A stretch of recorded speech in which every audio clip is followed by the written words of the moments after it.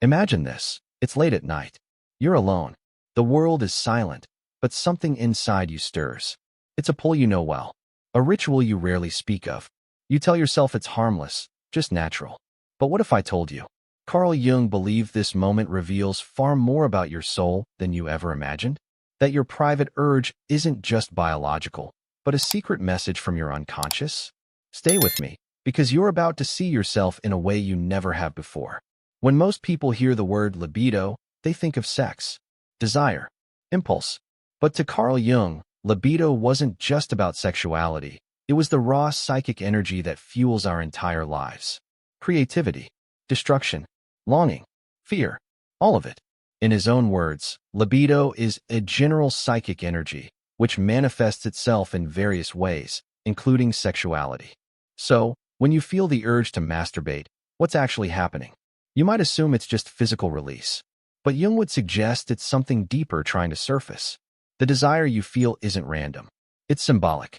It's energy that the conscious mind hasn't yet integrated, what Jung would call a compensatory expression of your unconscious life. In other words, your hand may move, but it's your psyche that's crying out. Why does masturbation almost always happen in solitude? Why is it hidden?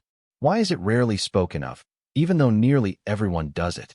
Because it mirrors something much older in our psychology, the self confronting itself. It's you stripped of masks. No partner, no conversation, just you and your desire.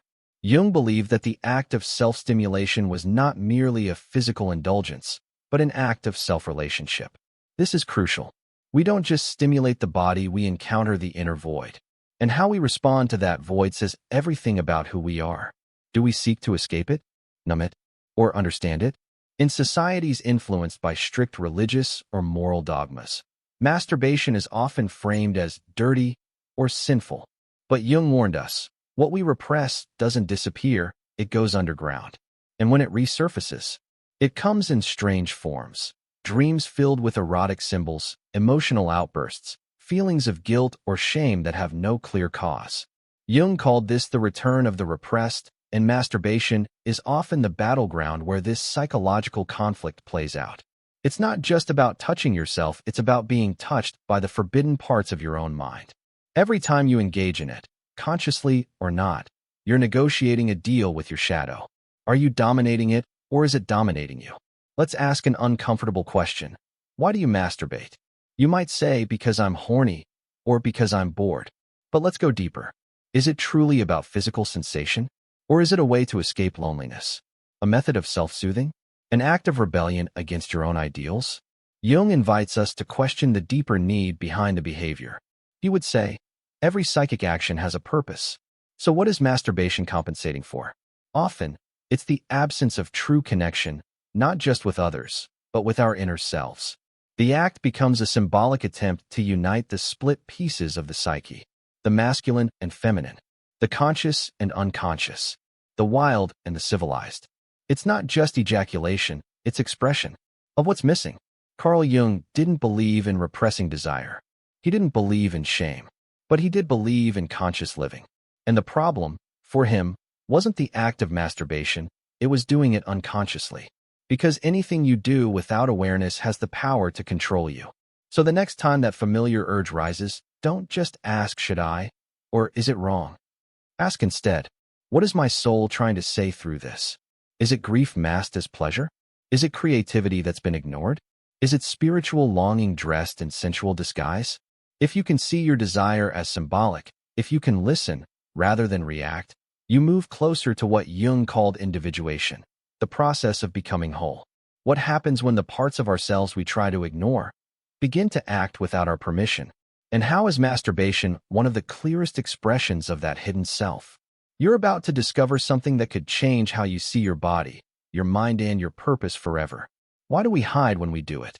Why does the act of masturbation so often happen in silence, behind locked doors, beneath blankets, in bathrooms, in moments we don't share with anyone?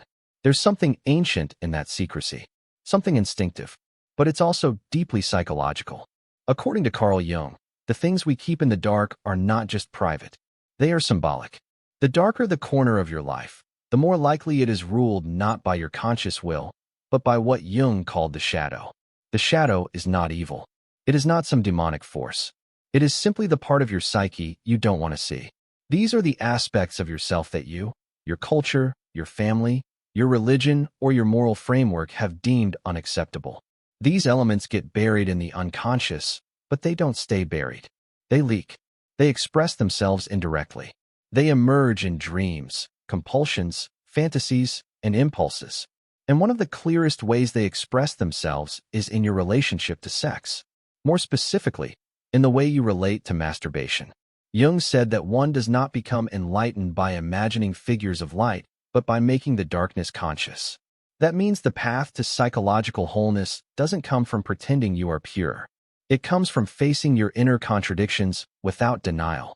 Masturbation becomes a psychological ritual when it is repeated in secret, often without reflection. It is no longer just an act of release. It becomes a symbolic expression of something unspoken. It can be a way to avoid vulnerability, to assert power, to express anger or sadness or longing in a way that feels safe. But safety often means disconnection. Think about the last time you did it. Were you present? Were you aware of your emotions? Or were you escaping something? Acting out of compulsion? Was it boredom, frustration, rejection, or anxiety? These questions are not about morality. They are about consciousness. Jung did not shame sexual expression. He warned against the dangers of unconscious behavior. The more unaware you are of why you act, the more power your shadow has over you. The shadow feeds on repression. When you deny your instincts, your fantasies, your needs, and your wounds, they don't disappear. They grow in the dark.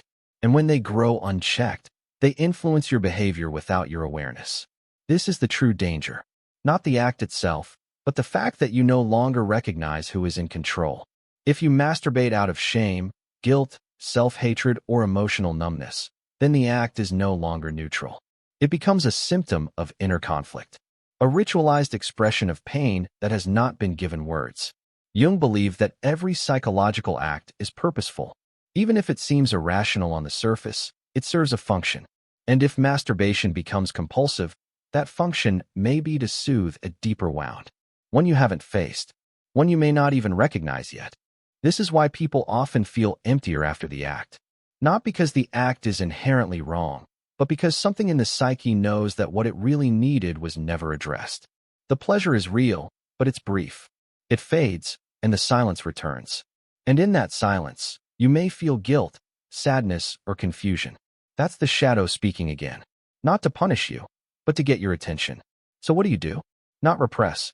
Repression makes the shadow grow. Instead, you learn to become conscious. You bring awareness to the pattern. You ask yourself what you're really seeking. Is it touch? Is it relief from emotional tension? Is it an attempt to feel alive when everything else feels dull? Is it loneliness that you're dressing in sensuality? These questions help you move from automatic behavior to reflective presence. You don't have to stop. You have to see. You have to listen. Because when you become conscious of the shadow, you can integrate it. You can reclaim the energy it holds. Jung believed that within the shadow lies creativity, passion, intuition, and power. But only when you face it. Only when you stop hiding from yourself. The unconscious expresses itself through symbols. And masturbation can become one of those symbols. A ritual that represents the deeper tension between your conscious identity and your buried emotional truth. It becomes a way your inner world negotiates with itself. And the more unconscious that ritual becomes, the more it reflects your disconnection from your own center. But once you start to observe it, even if you continue the act, something begins to shift. The behavior no longer controls you. You begin to see patterns. You begin to notice the emotions that come before and after. You begin to ask new questions.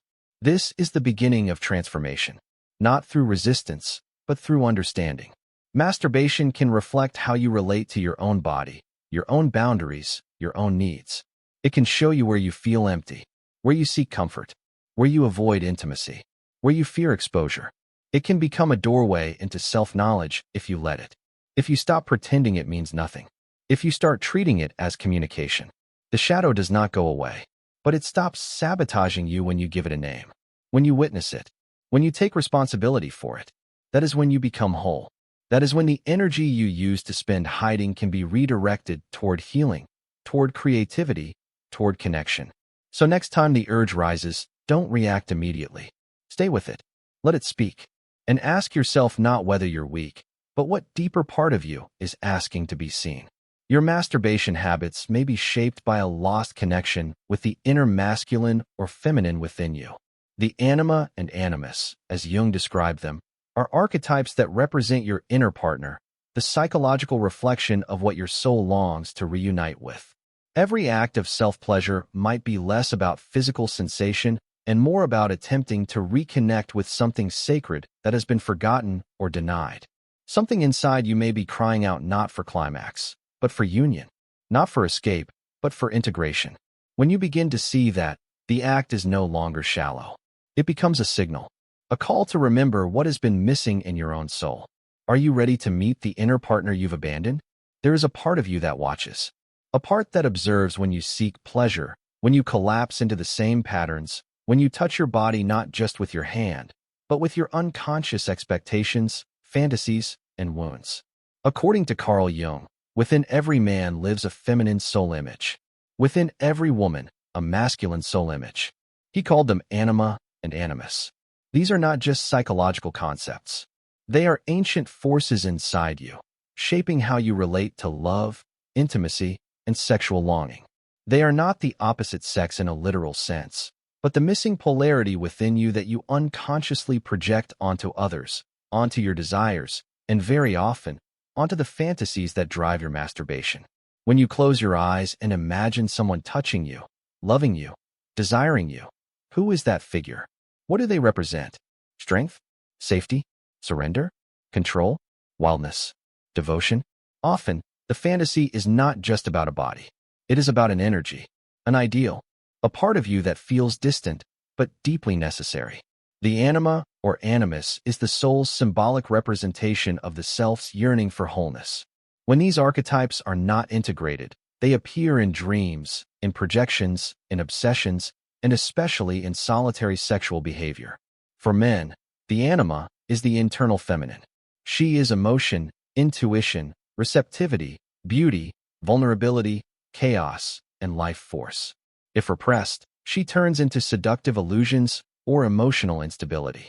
If ignored, she manipulates from the unconscious, appearing as the perfect woman in fantasy or the unattainable goddess in dreams. When a man masturbates compulsively to images of idealized women, he is often attempting to reach his own soul, not just seeking release. The image is a symbol, a substitute for inner connection. He may believe he is chasing pleasure, but in reality, he is mourning a loss he cannot name. The separation from his inner feminine, his feeling life, his capacity to receive love. For women, the animus is the internal masculine. He is structure, clarity, willpower, direction, intellect, and assertiveness. When undeveloped, he becomes cold, dominating, or hypercritical. In fantasy, he may appear as a powerful man who takes control, who provides safety, or who awakens a deep desire to be known fully. When a woman repeatedly seeks sexual satisfaction alone, guided by thoughts of being possessed, pursued, or saved by a masculine figure, she may actually be yearning to embody those qualities herself. Her unconscious is showing her the path to integration, not just stimulation. She may be trying to reconnect with her capacity to act, to express, to lead her own life with presence and courage. These archetypes are not problems to be solved. They are relationships to be healed. When you masturbate without awareness, you often reenact the wound. You play out the disconnection. You reach for the inner partner, but settle for a surface-level imitation. You feel something missing, but you don't know what it is. You touch your body, but your soul remains untouched. And afterward, the emptiness returns. That emptiness is not a sign of failure. It is the voice of the anima or animus, reminding you that the body cannot carry what the soul is meant to hold. Jung said that when we do not relate consciously to our inner opposites, we project them outward.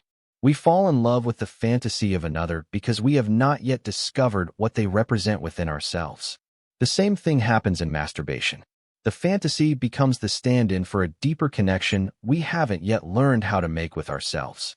The sexual urge masks a spiritual hunger, and if you are unaware, you will keep trying to feed the soul with physical pleasure, only to find the hunger growing deeper. But there is another way. You can begin to relate to the inner lover directly. This means noticing who shows up in your fantasies and asking what they represent. If you always imagine being dominated, ask what part of your life feels out of control. If you always imagine a perfect lover giving you what you need, ask what you are denying yourself in waking life. If your fantasies are filled with power, danger, or taboo, ask what emotions or truths you've buried under politeness and control. The figure in your fantasy is a teacher, not just a sexual object, but a message from your soul. To integrate the anima or animus, you must go beyond the fantasy. You must begin to embody the qualities you seek. If you long for softness, give it to yourself outside of the act. If you long for strength, ask where in your life you can act with more authority. If you long for surrender, explore where you are over-controlling. Every desire in the sexual imagination points to a psychological imbalance trying to be corrected through symbolic expression. When masturbation becomes conscious, it transforms. It is no longer a private shame, but a sacred mirror. You begin to see that you are not broken, but divided. That your pleasure is not the problem, but the map. The anima and animus are not trying to control you. They are trying to awaken you. They want you to stop outsourcing your intimacy. They want you to meet yourself. This meeting is not sexual in the physical sense. It is erotic in the original sense of the word, a movement toward union, toward vitality, toward life itself. Eros is the bridge between the parts of the soul. And when you approach your sexual energy with reverence instead of shame, the bridge becomes visible. You start to feel whole even in solitude. You start to feel intimate even without touch. Because you are no longer chasing what you already are. You are remembering. This remembrance takes time. It is not a technique. It is a shift in orientation. A decision to stop using your body to numb your longing, and instead, to listen to it. The anima or animus will guide you, not with words, but with images, with emotions, with impulses that arise when you are silent enough to feel them. They will not demand. They will invite. And when you accept that invitation, the act of pleasure becomes something more. It becomes a doorway. Not all fantasies are conscious. Some carry trauma. Some are echoes of early experiences you did not choose. These too must be met with compassion, not judgment. The path of integration does not punish. It illuminates. And when you bring light into those fantasies, you begin to see what they are trying to heal, what they are trying to resolve. This is how you stop being ruled by them. This is how you reclaim your power. The next time you feel the urge, pause. Not to resist, but to feel. To notice what image comes. To ask what part of you it is trying to awaken. To honor it, not with blind action, but with reflection. Then, if you choose to continue, do so with presence, with intention, with love. Because that is what the anima and animus truly want. Not friction, but fusion. Not relief, but remembrance. Not fantasy, but wholeness. Masturbation is not the problem. It is the symptom, the invitation.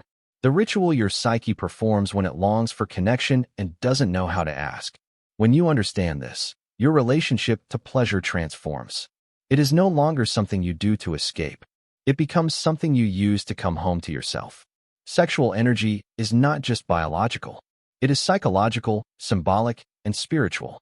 When you touch yourself, you are not merely responding to a physical urge. You are activating something older than you.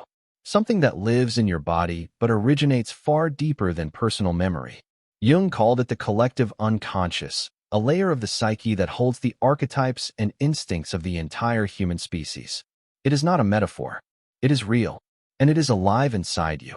Every culture throughout history has surrounded sexuality with myths, gods, taboos, rituals, and fears.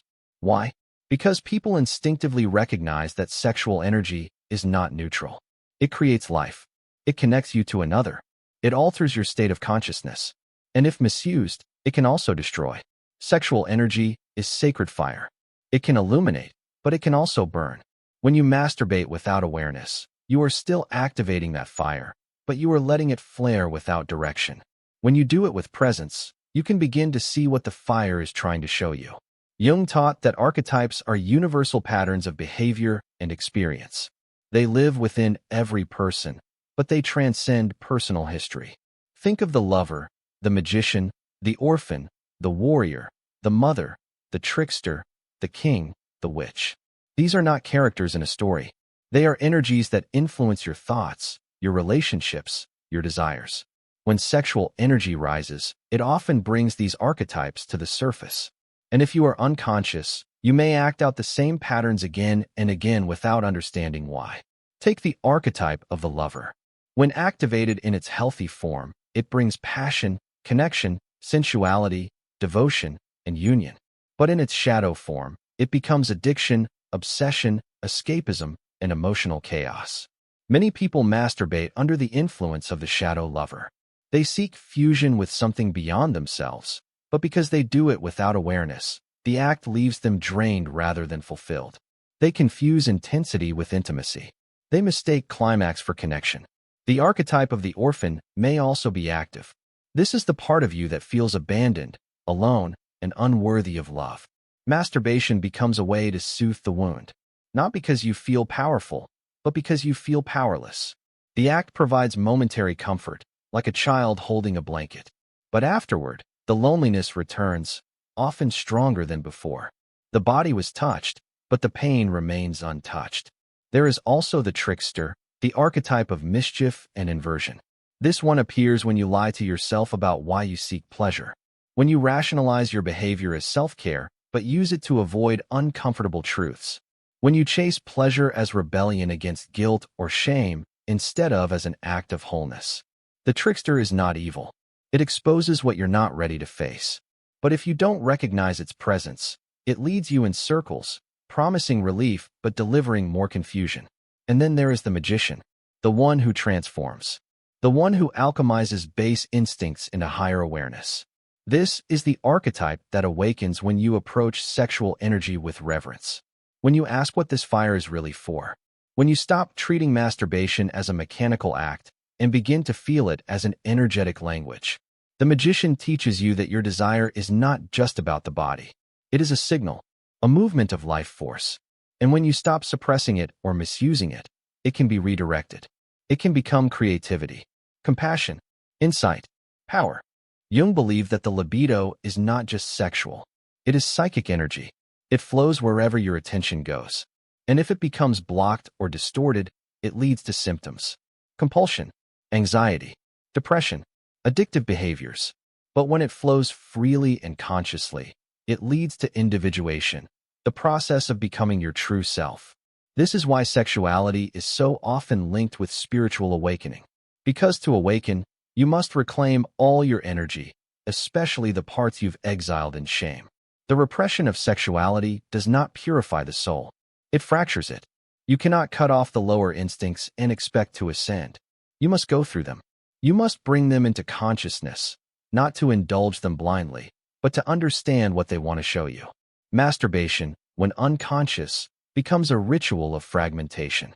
But when you awaken in the act, it becomes a ritual of reintegration. This is not about moral purity. It is about psychological wholeness. When you reject your sexual nature, you reject part of your humanity. And what you reject controls you from the shadows. Jung said that the goal is not to be good, but to be whole. That means looking at the parts of yourself you're ashamed of and asking why. Asking who taught you to fear your body. Who made you believe that desire is dirty? What beliefs you carry that no longer serve your evolution? There is no healing without confrontation. You must confront the voice that says you are weak for wanting pleasure. The voice that says your fantasies are wrong. The voice that says you are alone because you touch yourself. These voices are not truth. They are inherited scripts. From culture, religion, family, past trauma. And they keep you locked in cycles of shame and secrecy. But you are not here to be trapped in other people's fear. You are here to awaken, to see, to feel, to become whole. The act of touching yourself can become an act of liberation if done with presence. If done not to escape, but to explore. If done not to numb, but to listen. Your body holds ancient wisdom. Every sensation is a message. Every urge is an opportunity. Not to be ruled by instinct, but to meet it with awareness and choose how to channel it. The collective unconscious lives in your nervous system. The gods and demons of myth are not in the sky. They are in your fantasies, your impulses, your emotions, and you get to decide how to respond. This is sacred work, not because it is perfect, but because it is honest, because it brings you face to face with yourself, not the mask, not the persona, but the raw, pulsing life within. When you approach masturbation not with shame or pride, but with curiosity and respect, you begin to heal the split between body and soul. You begin to reclaim the fire, not as something to burn you, but as something to guide you. And when you do that, something extraordinary happens. The act that once left you feeling empty begins to feel full, not because you found a new technique, but because you found yourself inside it. Because you were finally present, not just to pleasure, but to meaning. There is a secret hidden inside every moment of pleasure, a truth that the body feels but the mind often ignores. That your desire is not random. It is a compass. It points not outward, but inward, toward a part of yourself that is calling out to be remembered. Carl Jung called this process individuation, the journey of becoming whole, of uniting the conscious self with the unconscious, of integrating the fragments of your psyche into a living center. Most people do not see self-pleasure as part of that journey. They see it as a side activity, a habit, a private moment detached from the deeper work of the soul. But that is only because they have not looked closely enough. They have not asked the question Jung insisted we ask. What does this mean symbolically? Because when you ask that question sincerely, masturbation ceases to be a distraction. It becomes a mirror. Look at what happens after the act. Often there is guilt, emptiness, a sense of having taken something rather than received something. That is a message. It tells you that the energy was misdirected, that the fire of Eros was activated, but not given a form that your soul could integrate. The body was satisfied, but the psyche was left untouched. This creates an inner split. And over time, that split becomes a wound. You feel the hunger return again and again, more intense, more desperate, because what you truly crave is not release, it is reunion. The true purpose of sexual energy is union, not just with another person, but with yourself, with the anima or animus within you, with the self. In the language of Jungian psychology, the self is the totality of who you are, not just your ego or your roles, but your divine center. The inner source that knows who you were before the world told you who to be. And the road back to that center is often found through the shadow, through the places you avoid, the desires you repress, the habits you hide. Masturbation can become a form of shadow work when you choose to witness it consciously. Ask yourself, what drives the urge? Is it loneliness, boredom, frustration, fear? What image arises just before you begin? Who is present in your fantasy? What emotion is underneath the surface? If you feel shame afterward, whose voice is that? Is it yours? Or is it a remnant of someone else's judgment living inside your psyche? Every one of these questions pulls you deeper into yourself. And the deeper you go, the more you discover that this was never about sex. It was about soul. Individuation requires confrontation with all that you are, including the parts you've labeled unspiritual, unworthy, or unclean. Jung made it clear, we do not become enlightened by imagining figures of light, but by making the darkness conscious. That means bringing awareness to your habits, your fantasies, your patterns. Not to judge them, but to learn from them. Because what you repress doesn't go away. It rules you from below. When you touch yourself in secret and then pretend it never happened, you reinforce the divide between your higher self and your instinctual nature. But when you bring presence into the act, when you stay with yourself before, during, and after, something begins to shift. You realize that you are not fragmented. You are simply unconscious. And your task is to wake up, not just in your mind, but in your body, in your breath, in your longing. There is deep power in choosing to masturbate with reverence, to transform what was once mechanical into ritual. Light a candle, breathe deeply, set an intention, not for performance, but for integration. Use touch not just for stimulation, but for listening. Pay attention to what your body is asking for, not in fantasy, but in feeling. Let the experience become slower, deeper, more alive. And when the energy builds, do not rush to escape it. Stay present. Let it expand. Let it reveal what lives beneath the surface. Sometimes what rises is grief. Sometimes joy. Sometimes fear. This is the body speaking in its native tongue. This is the unconscious releasing what has been stored. When you allow that release to happen with awareness, it becomes healing. Not indulgence, but integration. The energy you once spent in secrecy begins to return as clarity, as purpose, as creative force. This is the alchemy of desire.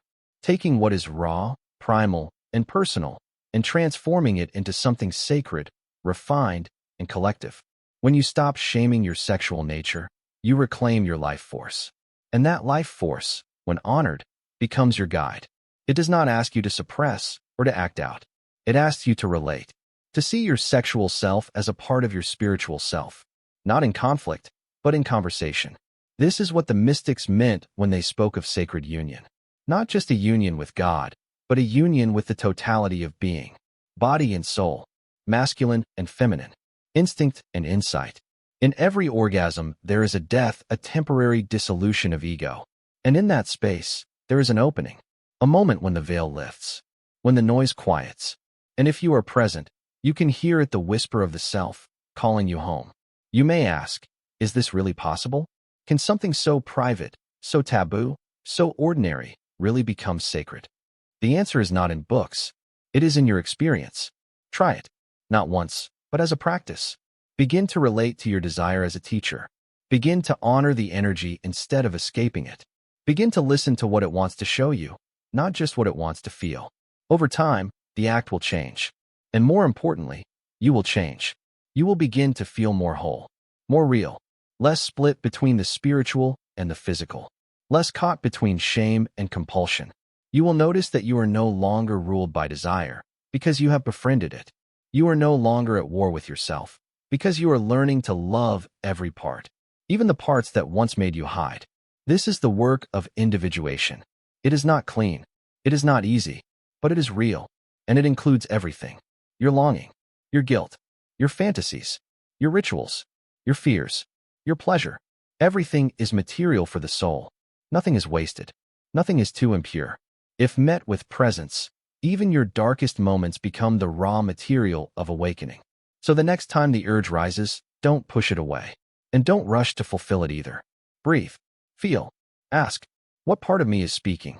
What is it asking for beyond the physical? Then, whatever choice you make, let it be conscious. Let it be kind. Let it be whole. Because your body is not a problem to fix. It is a temple. Your desire is not a sin to silence. It is a compass.